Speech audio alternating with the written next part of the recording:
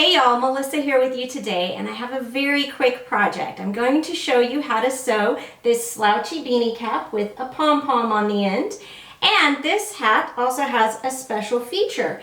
It is satin lined so that it is less likely to snag your hair. I have a post linked below that shows you exactly how to draft up this pattern, so I'm not going to go into that. Today what I'm going to be showing you is how to add the satin lining. So meet me back at the camera after you check out that post linked below, and I will show you how to sew this version up. Let's talk supplies.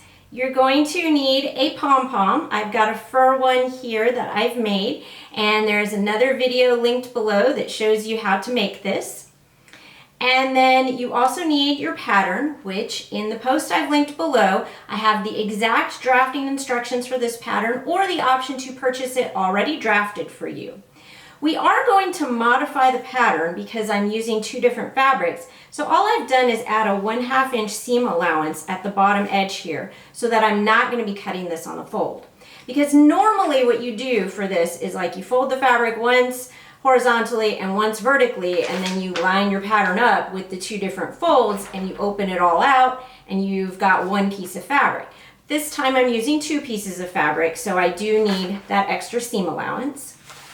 And then I am using this stretch satin lining for the inside and this sweater knit for the outside.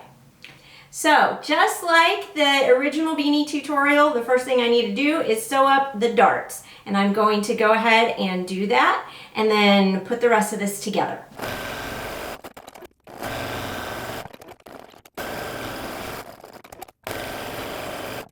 So here is my beanie when I've sewn the darts in the stretch satin and the layer where I've sewn the darts into the sweater knit. And now what I need to do is I need to sew these together across the bottom here so that I then have one piece of fabric and I can complete this.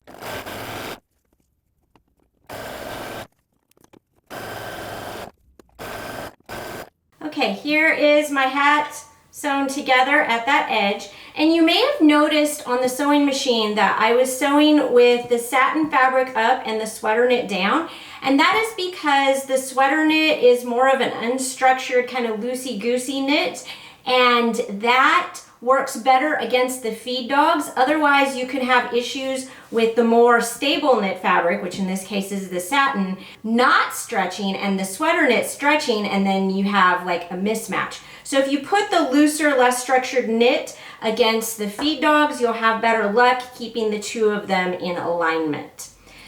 Now that that part is done, what I need to do is sew this up as I would have if it was all one piece of fabric to begin with, which is to say, folding it in half here, and then I am going to stitch all the way around. I'm going to leave a gap over here in the lining and then continue to stitch all the way around the top.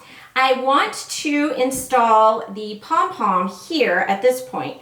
So I'm going to, right at the dart here, I'm going to put that twill tape of the pom-pom in there, and it'll get sewn right into that seam. And then of course, make sure that when you're on this side seam here that those are matched as well. And just for good measure, I'm going to pin the dart up here at the top because we also want those matched. All right, let's stitch it up.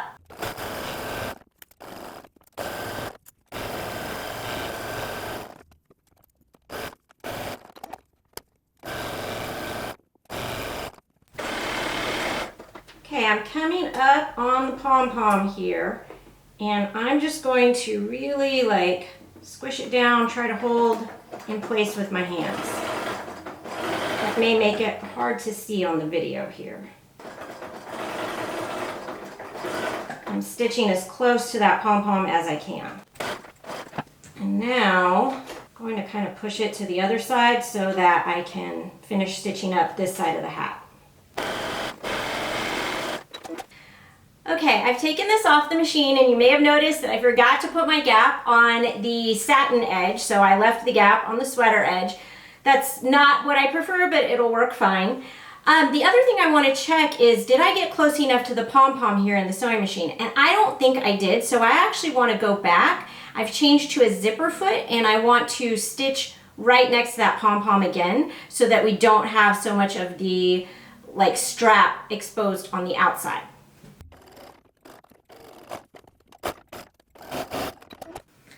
Okay, I've got this stitched further in now, and if even a zipper foot doesn't allow you to get close enough in there, you can also hand stitch this part. And you know, honestly, maybe it would have been a good idea for me to baste that in place at the beginning, but oh well. So now we're going to turn this whole hat right side out, and then I'm pushing the satin lining into the sweater part. And now all I need to do is, with a ladder stitch, I'm going to finish up this seam. And if you don't know how to sew a ladder stitch, I have a video linked below that will show you how to do it. There we go, that seam is all stitched up here, and now this hat is ready to wear. There we go. Check out this playlist for a couple of other variations on this hat, including how to sew it out of an upcycled sweater.